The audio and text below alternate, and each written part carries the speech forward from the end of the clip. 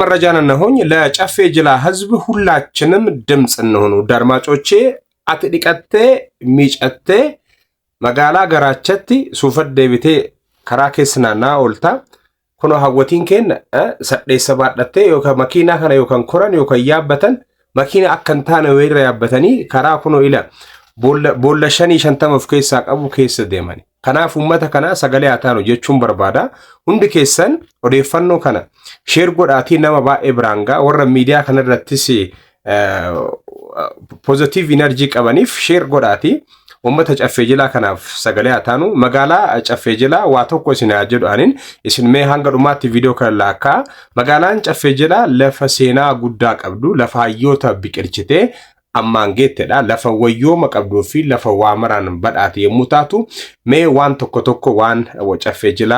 ሃላል ወጅን ሴና ገረዱባ ከነ ኢስኖሊን ሃናን ነፍኑ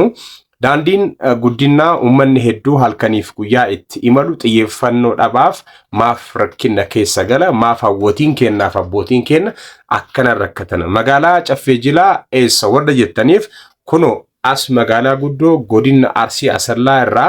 gara kibba lixaatti kiiloomeetira 90 akkasuma magaalaa guddaa ana baatuu dugdaa ogolchaa irraa kallattii kibbaatti kiiloomeetira 43 fagaattee qarqara kibba bahaa haroo dambal kan argamtudha. kallattii lixaatiin godina shawaa baatiin kan daangeffamtu yommuu taatu magaalaan caffee jilaa magaalaa baatuu irraa approximately kiiloomeetira 27 fagaattee kallattiin kan argamtu yommuu taatu guutumaan guututti sochiin hawaasa dinagdee ummata magaalaa kana walitti dhamiinsa cimaa magaalaa baatu waliin kan qabudha. haa ta'u garuu rakkoo daandii fi tajaajila geejjibaa gahaa dhabuurraan baroota dheeraaf ishee mudatee fi